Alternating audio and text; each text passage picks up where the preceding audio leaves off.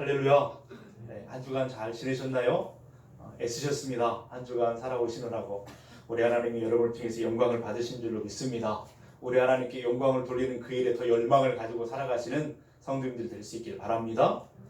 오늘 우리가 마가복음 말씀을 계속해서 우리가 함께 보고 있습니다. 우리 예수님께서 길을 떠나려고자 일어나시는데 어떤 한 사람이 막 달려오더니 예수님 앞에 무릎을 꿇고 엎드려서 질문을 던지는 것입니다. 이 사람이 누군가?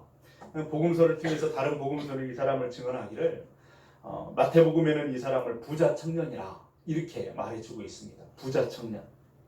또 누가복음에는 이 사람이 관원이라 이렇게 말하고 있죠. 이런 것들을 통해서 복음서를 이렇게 합쳐보면 이 사람은 지금 예수님께 달려온 이 한 사람은 부자였답니다. 그리고 젊었답니다. 그리고 높은 고위직에 있는 공무원이었다는 사실을 우리가 알게 됩니다. 예수님께 막 달려와가지고 급하게 물었던 질문이 무엇이었을까요? 주님, 더 많은 그 물질을 얻기 위해서는 어떻게 해야 되는지 비결 좀 가르쳐 주십시오. 더 높은 자리에 올라가길 원합니다. 어떻게 하면 되겠습니까? 이런 것을 물은 것이 아니에요. 많은 사람들의 관심은 거기에 있다 할지라도 이 사람의 관심은 거기에 없습니다. 왜냐하면 이미 다 가지고 누리는 것들이 있었기 때문에. 이 사람의 관심은 이거였습니다. 영생을 얻는 방법에 대해서 어떻게 하면 영생을 얻을 수 있겠습니까? 라고 물었죠. 이 영원한 생명, 영생이라고 하는 그 이 주제는 모든 사람이 다 알아야 되는, 그리고 모든 사람이 너무나 당연하게 너무나 가장 중요하게 가져야 되는 관심사가 바로 이 영생에 대한 문제입니다. 이 사람은 그것에 대한 관심이 있었던 사람이었죠. 비록 자신이 남들이 다 부러워할 만한 모든 것을 다 가지고 누리는 사람이라 할지라도 내 인생은 영원하지 않고 언젠가는 끝날 날이 있을 것인데 그러므로 내 인생은 영생이 필요하다라고 하는 것을 알고 있는 젊지만 참 훌륭한 사람이었던 것을 우리가 보게 되죠.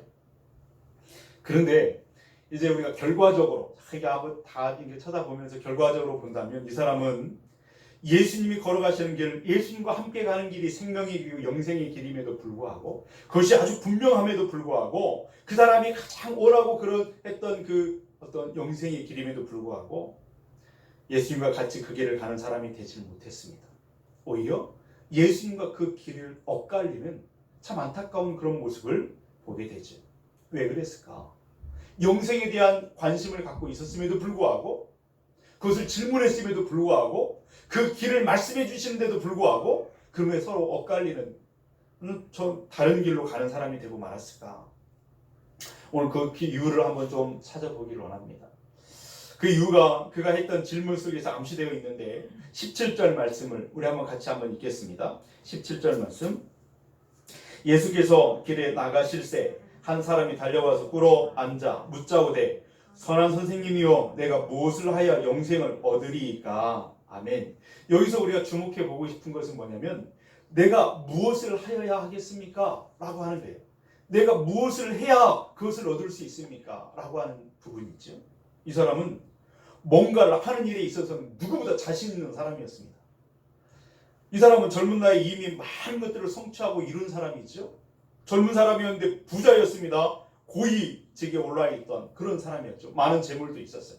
그리고 예수님께서 그 사람에게 계명에 대해서 계명을 지키는 문제에 대해서 이야기를 나눌 때에 아니 이 사람은 그 말씀을 기다렸다는 듯이 말하잖아요.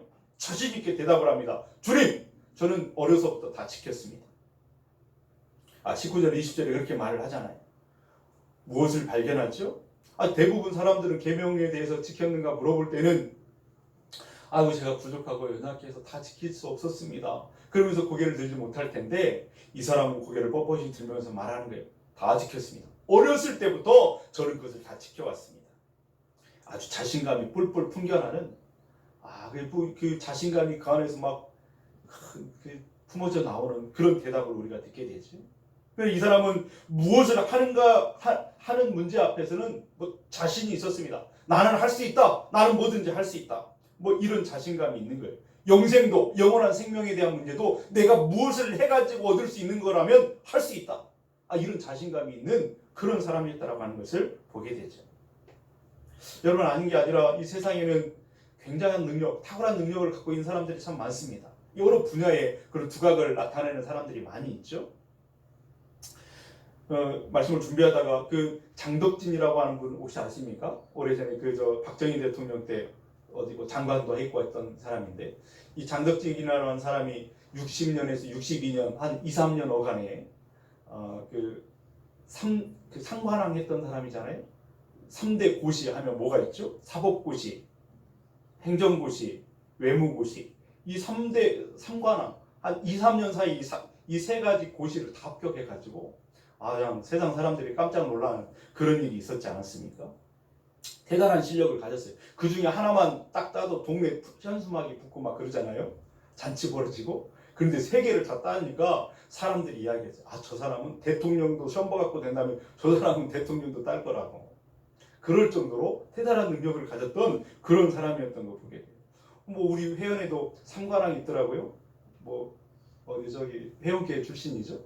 뭐 회계사도 하고 사법고시도 하고 또 뭐 있죠? 행정고시인가요? 아무튼 상관왕 해가지고 뭐 이렇게 했던 거예요. 근데 이분은 우리나라 최초의 상관왕이라고 해가지고 굉장히 떠들썩했던 그런 분이 있죠. 오늘 본문의 이 사람도, 이 젊은 사람도 뭘 하는 거라고 하면 두 번째가 라면 서러울 사람이에요. 아주 자신이 있는 그런 사람이죠. 이 사람이 예수님을 부르는 그 호칭 속에서도 그 자신감이 뿔뿔 풍겨져 나옵니다. 이 사람이 예수님을 찾아오면서 다가오면서 뭐라고 말하죠? 선한 선생님, 이렇게 말하고 있습니다. 선한 선생님. 이 말을 좀 우리가 좀 잘 가만히 묵상해 볼 필요가 있습니다. 예수님을 향해서 선하다고 이야기를 하는 것 같지만 이 말 속에는, 이 저변에 깔려있는 그 밑바닥에는 뭐가 있냐면 나도 제법 선한 사람입니다 라고 하는 자기 과시가, 자기 교만이 거기에 깔려있는 것을 보게 되죠. 이 어떤 그 대화 속의 그 분위기를 좀 우리가 살펴보면서 가만히 그 현장 가운데서 가만히 그 분위기를 느껴보면 이런 얘기입니다. 선한 선생님, 선한 예수 선생님, 내가 정말 선생님의 이야기를, 명성은 이미 익히 들어서 잘 알고 있습니다. 한번 정말 뵙고 싶었는데 이렇게 만나게 되니 제가 정말 영광입니다. 정말 선생님 정말 선하신데 저도 둘째 가라면 서러운 사람이거든요. 제법 가진 것도 있고 제법 높은 자리에 올랐고 제법 제가 뭐든지 할 수 있는 그런 능력을 갖고 있습니다. 제가 가만히 생각하면 안타까운 것 가운데 제 인생도 영원하지 않고 언젠가는 끝날 날이 있을 것인데 이 영원한 생명에 대한 것이 제가 고민입니다. 이 문제에 대해서 좀 나눠볼 사람들이 있어야 될 텐데 내 주변에는 그런 사람들이 없습니다. 선한 선생님, 저하고 대화가 통할 것 같습니다. 물론 내 주변에는 많은 사람들이 있지만 그 사람들은 저보다 못한 사람들입니다. 이런 주제에 대해서 나눠가지고 대화를 나눌 수 있는 그런 사람들이 아닙니다. 적어도 나와 수준이 비슷한, 나보다 조금 나은 사람이 있어야 되는데 주님이면 대화가 통할 것 같습니다. 이런 거잖아요. 영생에 대해서 어떻게 하면 얻을 수 있겠습니까? 이렇게 묻는 그런 분위기를 우리가 여기서 읽어낼 수 있습니다. 이 사람의 생각의 밑바닥에는 제 주변에 있는 저 많은 사람들은 그냥 무식하고 그냥 형편없고 율법도 안 지키는 그런 사람들이니까 필요 없습니다. 선생님하고 저는 대화가 통할 수 있습니다. 다른 사람들은, 남들은 경멸하면서 자기는 선하다라고 하는, 그래서 자기는 선하다고 자부하는 그런 생각, 이런 생각들은 모든 사람들에게 어느 정도 이렇게 깔려있는 그런 부분이 있어요. 그러나 예수님 당시의 바리새인들이 최고였죠. 그런 부분에 있어서는. 여러분, 요한복음 9장에 보면 태어날 때부터 시각 장애인으로 태어나가지고 한 번도 세상을 보지 못했던 이런 사람이 있었습니다. 그 불쌍한 사람이 있었는데 예수님이 그에게 가가지고 다시 눈을 또 보게 하셨잖아요. 그때에 이 사람이 눈을 뜨고 세상을 바라보니까 그것을 봤던 많은 주변의 사람들이 깜짝 놀랐습니다. 그래서 바리새인들이 이 사람을 불러다가 도대체 너를 보게 한 사람이 누구냐? 이렇게 물었어요. 그랬더니 이 사람이 예수님이라고 하는 분이 나를 이렇게 뜨게 해서 세상을 보게 했다고 당당하게 증언을 하잖아요. 그랬더니 유대 지도자들은 예수님을 싫어했습니다. 그 소리를 들으니까 화가 나가지고 그 사람을 내어 쫓아버리죠. 쫓으면서 하는 소리를 들어보니까 평소에 이 바리새인들의 마음 가운데 자기는 선하고 다른 사람을 경멸하는, 얼마나 그렇게 경멸하는지에 대해서 알 수가 있어요. 요한복음 9장 34절에 보면 그렇게 말합니다. 쫓아내면서 하는 말이 이렇게 말해요. 그들이 대답하여 이르되 네가 온전히 죄악 가운데 나서 우리를 가르치느냐 하고 이에 쫓아내어 보내니라. 무슨 말이겠어요? 바리새인들이 하는 말은 너는 죄악 가운데서 났다라는 거예요. 그래서 너는 장애인으로 태어났다라는 거예요. 너하고 나는 다르다라는 거예요. 근데 감히 나를 가르치려고 드냐는 거예요. 그 사람을 무시하면서 경멸하면서 자기는 다른 사람처럼 선하고 더 나은 사람처럼 그렇게 그 저변에 깔려있는 그런 것들을 보게 되는 것이죠. 여러분 오늘 본문에 등장하는 이 부자 청년 관원도 자기도 모르는 사이에 의도했던 것인지 아닌지는 모르지만 자기도 모르는 사이에 자기는 선하다는 생각이 다른 사람보다 좀 다른 선함이 있다라고 하는 것에 대한 착각에 빠져 있는 것을 알 수 있습니다. 그러면 그런 그의 이야기에 대해서 그런 삶의 태도에 대해서 예수님의 반응은 어떤 것인가? 18절에 나와 있죠. 18절 같이 한번 읽겠습니다. 예수께서 이르시되 네가 어찌하여 나를 선하다 일컫느냐? 하나님 한 분 외에는 선한 이가 없느니라. 아멘. 하나님은 선하시다 라고 하는 이 말에 이의를 달 사람이 없어요. 뭐 반대하는 사람이 없죠. 그런데 그 앞에 있는 말씀이요. 네가 어찌하여 나를 선하다 일컫느냐 라고 하는 말에 대해서는 이게 무슨 말인가 한번 다시 한번 생각하게 잘못 이해하게 되면 어떻게 이해할 수 있을까요? 하나님은 선하신데 나는 선하지 않아. 하나님만 선해 라고 하는 뜻으로 오해할 수 있는 그런 뜻이 아니죠. 이것을 쉽게 풀어내면 그런 뜻입니다. 네가 지금 나보고 선하다고 말하고 있느냐? 그러면서 너도 선한 것처럼 이야기를 하고 있구나 라고 하는 것이죠. 그러면서 물론 네가 다른 사람들보다 조금 더 훌륭할 수 있고 조금 더 선한 모습은 갖출 수 있을지도 모르지만 그것은 상대적인 선에 불과한 거야. 구원은 절대적인 선으로 얻는 것이지 네가 갖고 있는 상대적인 선을 가지고 구원을 얻을 수 있는 게 아니야. 그건 온전한 것이 아니야. 주님이 말씀하고 있는 거예요. 절대선은 구원을 이룬 그 절대선은 하나님께만 있다고 하는 것을 말해주는 것이죠. 네가 가진 선, 네가 이 세상에서 추구하고 따르는 그 선은 상대선에 불과한 것이라고 그가 가지고 있는 착각에 대해서 깨뜨리는 주님의 말씀을 우리가 듣게 됩니다. 쉽게 설명하면 그런 것이죠. 홍길동하고 김길동이 있어요. 홍길동이 김길동보다 조금 더 선할 수 있고 좀 더 훌륭할 수는 있겠습니다. 그러나 절대 선이신 하나님 앞에 서면 그들도 똑같은 죄인에 불과하다는 것을 우리가 알 수가 있는 것이죠. 이 사람이 가진 선이라고 하는 것은 이 사람이 가지고 있는 그 선에 대한 자부심, 그 자긍심 이런 것이 바로 그런 것이다 라고 하는 것입니다. 예수님을 자기 수준의 선한 분 정도로 생각하면서 대화가 통할 것처럼 그렇게 주님 앞에 나와 있는 그런 상대적인 선을 추구하는 그 안에 가증한 그 마음을 주님은 알고 계셨고 그것을 책망하고 있는 그런 모습을 보게 되죠. 더군다나 이 사람의 행동 자체가 그가 가진 선, 그 상대적인 선이 얼마나 쓸데없는 것인가 하는 것을 분명히 보여주고 있습니다. 한번 보십시오. 계명을 다 어렸을 때부터 지켰다고 말하고 있잖아요. 대단한 자부심입니다. 나는 어려서부터 그것을 지켜왔다고 말하는 것은 굉장한 거죠. 그런 계명을 다 지킨 사람이 예수님께 뭐 하려고 왔을까요? 그 계명을 철저하게 다 지켜가지고 의롭게 되었고 선을 이루었다면 뭐 하려고 예수님께 와요? 그냥 그것으로 영생을 얻으면 되지. 뭐 하려고 왔을까요? 지도 알고 있거든요. 그것을 통해서 영생을 못 얻는다는 사실을.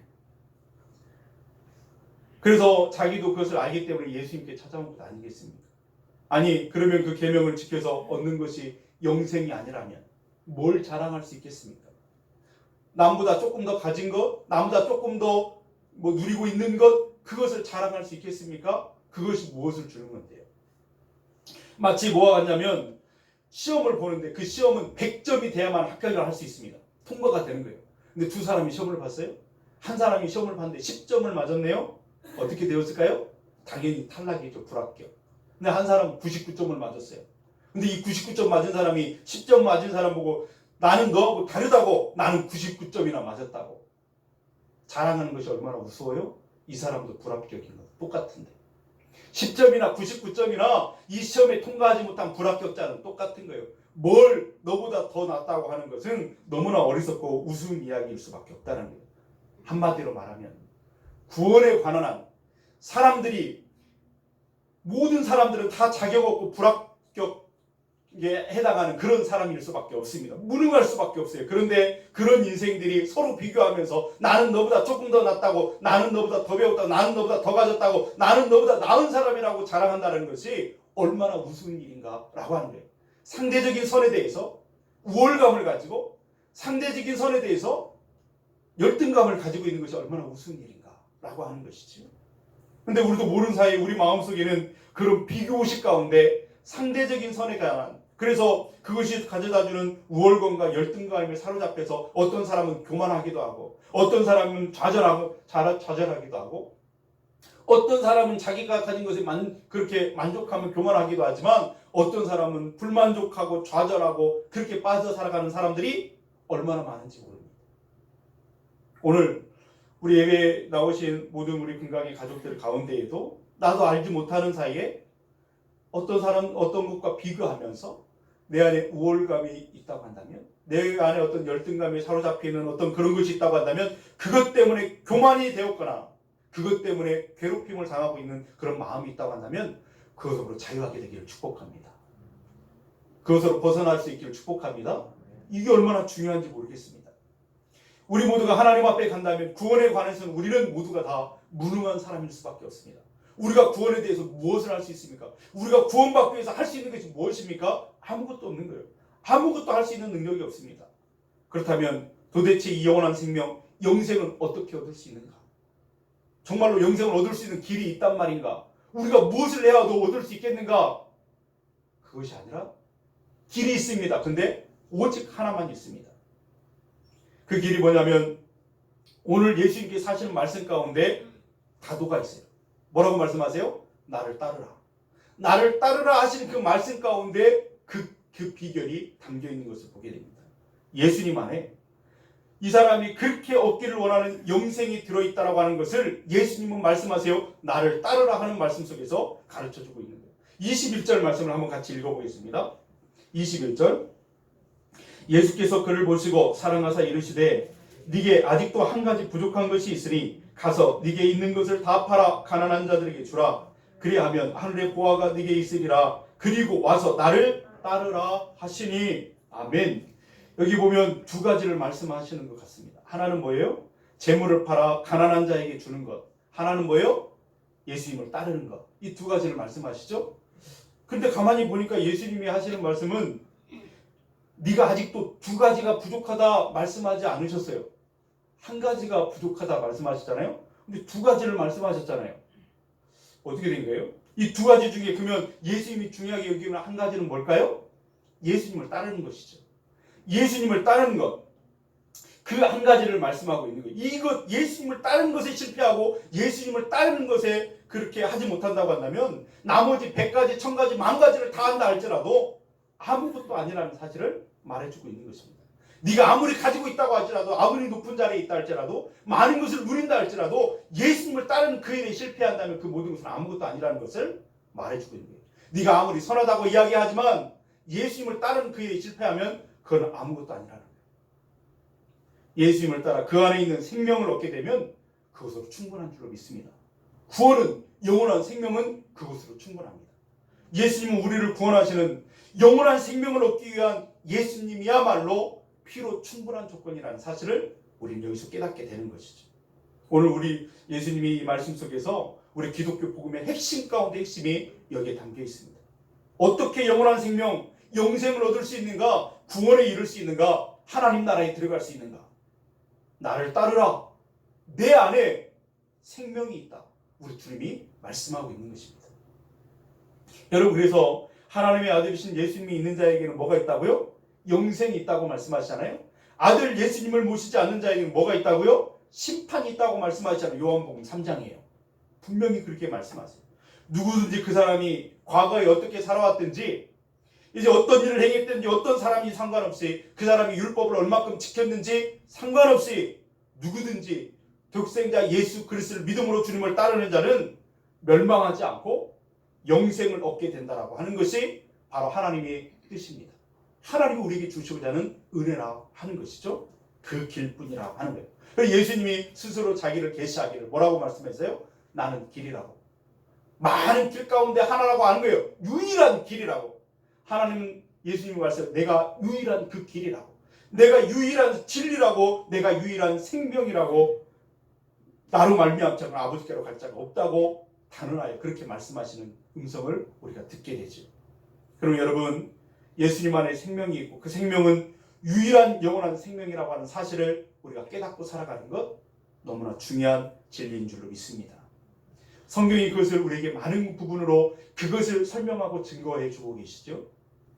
그 단적인 예가 예수님이 십자가에 달리실 때 그 옆에 매달려 함께 죽어갔던 한 사람의 이야기를 통해서 그것도 깨닫게 됩니다. 그런데 그 사람이 어떤 사람인가 하는 것은 우리가 뭐 그 구체적인 그 사람의 살아온 삶을 알지는 못해요. 그러나 그 사람을 성경이 증언하기를 행악자였다 그러죠. 행악자는 헬라어 뭐라고 하면 범죄자예요. 법을 어긴 사람이래요. 이 사람이 어떻게 살아왔는가? 법을 어기고 살아왔던 거예요. 흔한 어떤 강도들처럼 지나가는 사람의 그냥 붙잡아가지고 때리고 가진 것을 빼앗고 목숨을 죽였던 이런 사람이었다고 한다면 이 사람은 어떻게 살아온 사람이라고 말할 수 있을까요? 세상의 부귀영화와 세상의 정욕을 쫓아서 살았던 사람 그 삶을 그렇게 말할 수 있을 것입니다. 어떤 사람은 이 사람이 로마의 제국으로부터 나라의 독립을 위해서 일했던 사람이라고 말하는 사람도 있어요. 그렇다고 한다면 어떤 이념을 쫓아 살았던 어찌됐건 이 사람은 나름대로 자기가 추구하는 삶의 목적이 있었단 말이에요. 이 땅을 살아오면서 삶의 추구하는 목적을 가지고 막 달려왔던 사람이었다는 것을 보게 됩니다. 그런데 지금 그의 모습은 어떤 모습으로 있는 거죠? 그 사람이 처참하게 지금 피투성이가 되어서 눈에 지금 붉게 충혈된 눈으로 마지막 바라보는 세상이요. 그가 지금 마지막 순간에 바라보는 그 세상, 그 희뿌옇게 해가지고 그 하늘아래에서 내려다보는 그 예루살렘 그 도시를 바라보면서 내가 평생을 걸고 평생을 추구하며 살아왔던 내 생명까지도 걸었던 그 모든 것들이 내 인생 마지막에 주는 것은 무엇인가 생각하지 않았겠습니까? 이 수많은 사람들이 모여서 나를 조롱하는 가운데 내가 벌거벗기 전 채로 피투성이가 되어서 죽어가는 것밖에 내 인생에 남은 것이 없다고 한다면 나는 지금까지 살아온 것이 무엇인가?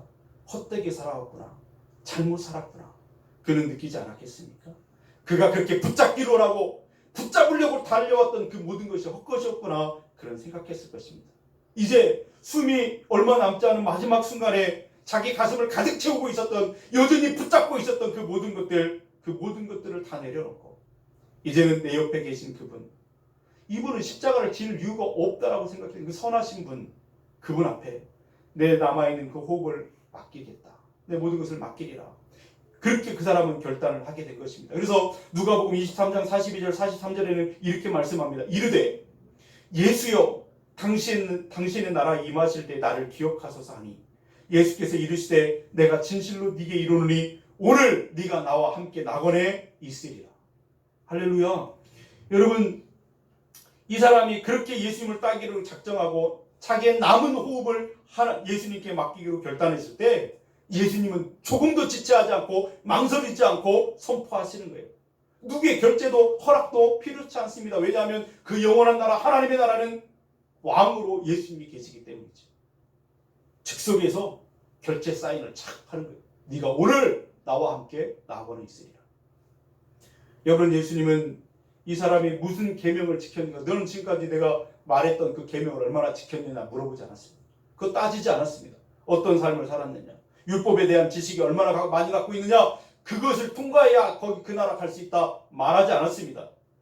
예수님께 그가 진심으로 나오는 그것 한 가지를 바라보고 예수님은 그를 영원한 생명의 나라로 인도해 가신 것을 보게 되죠. 여러분 오늘 본문의 이 젊은 관원이 어려서부터 계명을 다 지켰지만 그 지킨 것으로 얻을 수 없었던 영원한 생명을 이 십자가에 매달렸던 그 사람은 예수님께 자신을 맡기는 그 하나로 얻고 들어갈 수 있었다는 사실을 보게 되죠. 무엇을 말해주는 걸까요? 영원한 생명은 예수님께 있음을, 영원한 생명은 그분만 따라야 가능하다는 사실을 우리에게 가르쳐주고 있는 말씀이지요. 사랑하는 여러분, 우리 마음에 예수님만이 나의 구주이십니다. 나의 주인이십니다. 이런 고백을 갖고 계십니까? 이미 우리는 사망에서 생명으로 옮긴 줄로 믿습니다. 그러므로 괴로워하거나 나는 지금 구원 받을까 안 받을까 두려워하거나 걱정할 필요가 없어요. 그 믿음이 분명하면 우리는 사망에서 생명으로 옮긴 자 된 줄로 믿습니다. 그러므로 여러분 우리가 이 세상에 살면서 흔들리지 말고 그 예수님, 나를 구원하신 그 예수님 믿음으로 바라보면서 살아가는 저와 여러분들 될 수 있기를 바랍니다. 그럼 아까 예수님이 이 사람한테 말했던 두 가지 있었잖아요. 두 가지처럼 보이는 한 가지. 그렇게 말해야 더 올 것 같습니다. 재물을 팔아서 가난한 자들에게 주고 오라 한 이야기는 무엇을 말하는 걸까? 네가 가진 재물을 다 팔아서 가난한 자에게 주어라. 잘못 오해하게 되면 네가 영원한 생명으로 나아가는 그 길은 예수님만으로는 부족하기 때문에 네가 이 땅을 살면서 선을 더 행해야 되고 덕을 더 많이 세워야 되고 그리고 난 다음에 나를 따르면 된다라고 말하는 것이 아닙니다. 예수님은 그 사람의 마음을 가만히 보니까 그 사람은 나를 따라야 그 예수님을 따라야 그 영원한 생명 가운데 나아가게 될 텐데 그 사람의 마음 가운데는 재물에 대한 집착이 그 마음을 채우고 있습니다. 주님으로 채울 수 있는 공간이 없는 거예요. 주님 말씀하신 것이죠. 너 나를 따르기를 원한다면 영원한 생명을 얻기를 원한다면 네 마음부터 비우라는 거예요. 네 마음을 비우고 재물에 대한 집착을 버리고 그 다음에 나를 따르라고 주님이 말씀하고 있는 것을 보게 됩니다. 재물에 대한 마음, 그 집착이 있는 가운데에는 주님으로 그 마음을 채울 수가 없기 때문에 그렇게 말씀하는 것이죠. 여기서 정말 중요한 것을 하나 깨닫게 되죠. 왜 이 땅에 수많은 사람들이 예수님이 우리를 위해서 십자가에 달려 죽으시고 길을 열어주셨음에도 불구하고 우리와 하나님 사이 막힌 답을 허물어 주셨음에도 불구하고 휘장을 싹 찢었음에도 불구하고 많은 사람들이 예수님을 바라보지 못하고 예수님이 가신 길에 동행하지 못할까요? 왜 그럴까요? 한 가지 깨닫는 것은 다른 수많은 것들이 그들의 마음을 채우고 있기 때문에 그렇습니다. 오늘 본문의 이 사람의 경우에는 재물이 그 마음에 가득 채우고 있죠. 어떤 사람에게는 권력욕이 그 마음에 가득 채워 있습니다. 어떤 사람에게는 육체의 정욕이 가득하여 예수님이 있을 그 자리가 없는 거예요. 예수님을 채울 자리가 없게 되는 거예요. 여러분, 그러면 재물을 팔아 가난한 사람에게 주는 이 구제 활동은 뭐 별것 아닌가? 아니요. 이것도 정말 소중합니다. 왜냐하면 예수님이 뭐라고 말씀하시면 21절에 그렇게 하면 하나님 나라에 하늘에서 뭐가 있겠다고요? 보화를 주시겠다. 보화를 약속하세요. 상을 약속하신다. 상을 받게 될 것이다. 그렇게 말씀하고 있는 것이죠. 그러나 이 상이 구원을 말하는 것은 아닙니다. 여러분, 구원은 예수님을 통해서만 얻게 되는 것이고 영원한 생명은 그분을 통해서만 얻게 되고 그래서 하나님 나라에 들어가게 되는데 그 다음에 하늘나라에 갔을 때 그 삶이 상급으로 주어진다라고 하는 것을 보게 됐죠. 그러니까 하나님 나라에 들어가지 못한 채로 무슨 상급을 기대할 수 있겠습니까? 아무리 선하게 산다고 하지만 그것이 하나님 나라에 들어가지 못한다면 무슨 의미가 있겠는가 하는 말이죠. 먼저는 들어가야 됩니다. 하나님 나라에 들어가야 그 상급이 문제가 되는 것이죠. 그 들어갈 구원은 뭘 통해서 얻냐면 오직 하나밖에 없습니다. 예수님 그 길을 따르는 믿음을 통해서만이 얻게 된다라고 하는 것을 말해줍니다. 그러므로 여러분, 우리가 살면서 봉사를 많이 하고 또 헌금도 많이 하고 전도를 많이 해가지고 나는 구원을 받을 것이다 생각한다면 착각입니다. 그것은 하늘나라의 상급을 준비하는 것이지 구원은 영원한 생명은 오직 예수님 그분을 통해서만 그분을 믿음으로만 간다라고 하는 것을 우리는 분명히 알고 그 믿음에서 흔들리는 사람이 되지 않기를 축복합니다. 이 말은 우리가 24시간 365일 살아가는 가운데 주님이 나와 함께 하시는 주님의 임재의식을 가지고 살아야 된다는 말입니다. 주님을 놓치면 다른 것을 붙잡게 돼 있습니다. 다른 것에 귀 기울이게 돼 있습니다. 다른 것에 좌로나 우로나 우리의 시선이 치우치게 돼 있습니다. 주님께 시선을 고정하고 주님이 나와 함께 주님 우리의 성령으로 우리 안에 계시다고 말씀하시잖아요. 그분의 임재의식을 가지고 살아가는 것이야말로 진짜 행복한 사람이요 성공자요 하나님 나라에 들어가는 사람들인 줄로 믿습니다. 저와 여러분이 그런 사람들 될 수 있기를 주님의 이름으로 축원드립니다. 그런데 이 사람은 예수님의 말씀에 대해서 어떤 반응을 보이냐? 예수님이 다 가르쳐 줬어요. 영생을 얻는 길을 가르쳐 주신 것이죠. 그럼 이 사람이 어떤 반응을 보였습니까? 22절 말씀 우리 한번 같이 읽겠습니다. 그 사람은 재물이 많은 고로 이 말씀으로 인하여 슬픈 기색을 띠고 근심하며 가니라. 아멘. 재물이 많았습니다. 근데 그것 때문에 근심이 됐대요. 물론 그러니까 재물로 영생을 얻을 수 없다라는 것을 알고 있습니다. 아무리 부자라 하더라도 언젠가는 내 인생이 끝나게 될 것을 알고 있었습니다. 그래서 영생을 어떻게 하면 얻을 수 있을까 고민하고 질문하지 않았습니까?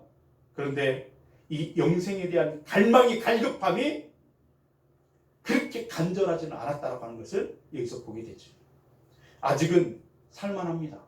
자기가 가진 그 어떤 재물로, 자기가 가진 지위로, 자기가 가진 누리는 그것으로 아직 살만하거든요. 아직 불편한 것이 없습니다.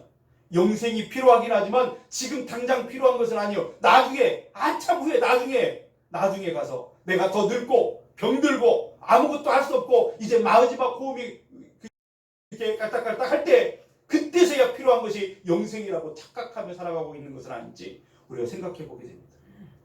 결국 이 사람은 예수님과 같이 걸어갈 수 있는 그 기회를 얻었지만, 주님 나를 따르라는 축복을 받았지만 그는 그 길을 어긋나버려, 예수님이 가시는 그 생명의 길과 어긋나는 길을 걸어가는 사람이 되고 말았다는 것이죠.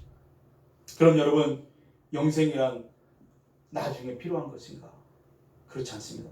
여러분, 영생은 지금 당장 우리에게 필요한 것이 영생인 줄로 믿습니다. 왜요? 내일의 삶이 우리에게 당연히 주어진 것이라고 생각하시며 살아간다면 그것도 어리석은 것이 없는 거죠. 한참을 알지 못하는 우리의 삶 아니겠습니까? 언제 하나님이 우리를 부르실지 모릅니다. 아무리 많은 재물이 있어 창고를 짓고 가득가득 채워놓는다 할지라도 하나님이 그의 영혼을 지금 부르신다면 그것이 무슨 소용이 있겠습니까? 여러분, 그래서 영혼은 나중에 내게 필요한 것이 아니라, 죽은 다음에 필요한 것이 아니라 오늘 지금 내게 당장 필요한 것이 영혼이에요. 그러므로 지금은 하나님이 영생의 길을 걸어갈 수 있는 축복의 시간, 기회를 우리에게 주신 줄로 믿습니다. 이것이 지금 축복의 은혜의 시간임을 우리가 생각해야 된다는 거예요. 그리고 또 중요한 것, 영원한 생명을 예수님을 통해서 이미 얻은 사람들, 바로 우리들이죠. 예수님 믿음으로 그 영원한 생명을 얻은 사람들, 그 사람들은 이 땅을 살면서 이제 작은 것에 흔들리지 않는 사람이 되어야 된다는 것입니다. 다른 사람과 비교의식 가질 필요도 없고, 다른 사람이 더 가지고 다른 사람은 잘 되는데 나는 왜 못 되는가 불평 원망할 필요도 없고, 내가 하나님이 내게 맡기신 그 일을, 하나님이 심으신 삶의 자리에서 성실하게 감당하는 그 일이, 그 일만이 우리에게 주어진 일인 줄로 믿습니다. 필요하면 하나님이 주실 것입니다. 필요하면 하나님이 세우실 것입니다. 주님 앞에 정직하게 신실하게 서 있는 하나님의 사람들이 될 수 있기를 바랍니다. 죽도록 충성하라 이 말은 무슨 뜻일까요? 신뢰할 만한 사람이 되라는 거예요. 하나님 앞에 믿을 만한 사람이 되라는 거예요. 하나님이 믿을 만한 사람, 신뢰할 만한 사람, 그 사람이 충성한 사람인 줄 믿습니다. 저와 여러분이 그런 사람 되어 천국을, 영원한 나라를 소유한 오늘을 살아가는 사람이 될 수 있기를 주님의 이름으로 축원드립니다. 그러므로 영원한 나라를 바라보는 우리들, 그러면 이 땅을 살아가는 고단한 삶이지만 우리의 삶에서는 찬양하며 살 수 있는 것이죠. 감사하며 살 수 있는 것이죠. 나누며 살 수 있는 것이죠. 더 좋은 것, 더 그 좋은 것이 우리에게 기다리고 있으니까요. 그것이 하나님의 자녀로서 그리스도인으로서 마땅히 살아가야 될 삶이 되는 줄로 믿습니다. 여러분, 영생은 오직 예수님께서 우리에게 주시는 은혜의 선물임을 우리는 기억하고, 여러분, 근데 이 사람이 근심하며 떠날 때에 예수님은 그를 어떻게 바라보셨을까? 그가 걸어가는 그 뒷모습을 주님은 물끄러미 바라보셨을 거예요. 한번 상상을 해보는 것이죠. 이 사람이 예수님을 떠나 예수님이 가는 길에서 벗어나 다른 길을, 자기가 원하는 길을 이렇게 걸어가고 있을 때에 그걸 바라보면서 예수님이 얼마나 안타까워하셨을까? 그러면서 주변을 둘러보십니다. 그 제자들의 얼굴 한 사람 한 사람을 바라보시죠. 베드로, 야고보, 요한, 이 사람들을 가만히 쭉 둘러보면서 눈빛으로 주님은 말씀하셨을 거예요. 그 눈빛이 많은 이야기를 담고 있었을 겁니다. 어떤 말이요? 너희들 저 사람을 보느냐? 잘 보아두어라. 저 사람은 세상에서 말하는 사람들이 부러워할 만한 많은 것들을 가지고 훌륭하다고 자부하는 사람이지만, 물론 그럴 수 있지만, 그러나 영생을 소유한 사람은 아니지 않느냐. 잘 봐둬라. 너희들은 저렇게 살면 안 된다. 라고 주님은 제자들을 바라보고 말씀하고 계시지 않을까요? 그러면서 사람들의 선입견을 박살내는 충격스러운 그런 말씀을 이제 하시는데, 23절 말씀 우리 한번 같이 읽겠습니다. 예수께서 둘러보시고 제자들에게 이르시되 재물이 있는 자는 하나님의 나라에 들어가기가 심히 어렵도다 하시니. 아멘. 여러분, 보통 우리는 어떤 생각들을 갖고 있냐면, 재물을 많이 가지면 유리하고, 연약한 사람보다 강건한 사람이 유리하고, 배운 사람보다 배우지 못한 사람보다 배운 사람이 더 유리하고, 낮은 사람보다 높은 자리에 있는 사람이 더 유리하고, 더 가까울 것이다. 이렇게 우리는 생각을 한단 말이죠. 제자들도 그런 생각을 갖고 있었습니다. 그런데 예수님이 그래서 이 말씀을 하니까 깜짝 놀라지 않습니까? 그들의 생각과 그들의 상상과 다른 이야기를 하시니까. 그래서 많은 사람들은 그것을 얻으려고, 그것을 붙잡으려고, 그것을 추구하면서 세상을 살아갑니다. 그러나 이 구원의 문제에 있어서만큼은 그렇지 않다라는 거예요. 오히려 그 가진 것으로 인해서 그것 때문에 교만하게 되거나 그것 때문에 그 마음이 채워진 것이 있다고 한다면 오히려 심히 더 어려운 문제가 되고 만다 하는 것을 가르쳐 주시죠. 제자들이 놀랐습니다. 24절 중간부터 보면 이렇게 말하죠. 예수께서 다시 대답하여 이르시되 얘들아 하나님의 나라에 들어가기가 얼마나 어려운지 낙타가 바늘기로 나가는 것이 부자가 하나님의 나라에 들어가는 것보다 쉬우니라 하시니 그만큼 어렵다 하는 것이죠. 제자들은 다 놀랐습니다. 그래서 수군거리죠. 26절 말씀해 보니까 제자들이 매우 놀라 서로 말하되 그런즉 누가 구원을 얻을 수 있겠는가? 아니 부자도 저렇게 많이 배운 사람도 저렇게 선한 사람도 구원을 얻지 못한다고 한다면 누가 구원을 얻겠는가? 그들은 수군거렸습니다. 여러분 하나님의 나라 영원한 그 생명의 나라는 그 나라에 들어가는 것이 그냥 쉽게 주어진 일이 아니라는 사실을 우리는 알아야 됩니다. 얼마나 어려운지 모든 사람들이 그것을 놀라고 있는 거죠. 그래서 지금까지 많은 사람들은 영원한 생명의 그 구원을 얻기 위해서 속세를 떠나고 금욕하고 수도원에서 도 닦고 금식하고 이렇게 하면 어떻게 하면 영원한 생명을 얻을까? 나름대로 여러 가지 고민들을 하고 철학 가운데 또 어떤 종교 가운데 그렇게 무엇인가를 해보려고 하고 영원한 생명을 붙잡기로 하지만 그러나 결론은 사람이 할 수 있는 문제가 아니라는 것을 가르쳐 주시죠. 사람으로서는 절대로 할 수 없다라는 것을 말씀하고 계십니다. 이것을 알아야 우리가 하나님에 들어가게 됐다라고 하는 그 사실이 얼마나 큰 은혜인지를 감격하게 되는 거예요. 내가 할 수 없는 문제인데 하나님이 나를 택하여 그 나라에 들어가게 하셨음을 우리가 믿을 때에 얼마나 감격이고 기쁨인지를 알게 되는 것이죠. 여러분 27절 놀라는 제자들에게 예수님이 말씀하십니다. 20절과 함께 같이 읽겠습니다. 예수께서 그들을 보시며 이르시되 사람으로는 할 수 없으되 하나님으로는 그렇지 아니하니 하나님으로서는 다 하실 수 있느니라. 아멘. 사람의 힘으로는 능력으로는 구원을 얻을 수 없다라는 거예요. 금식을 하고 고행을 하고 돌을 닦고 아무리 난리를 쳐도 할 수 없다라는 거예요. 어려서부터 계명을 다 지켰다고 이야기를 해도 할 수 없다라는 거예요. 오직 하나님만이 하실 수 있어요. 사람은 그 구원의 문제에 있어서 무능할 수밖에 없어요. 그러나 하나님은 하실 수 있어요. 죄인이든 무능한 사람이든 죄인이든 못 가진 어떤 사람이든 병든 사람이든 얼마든지 하나님은 구원하실 수 있어요.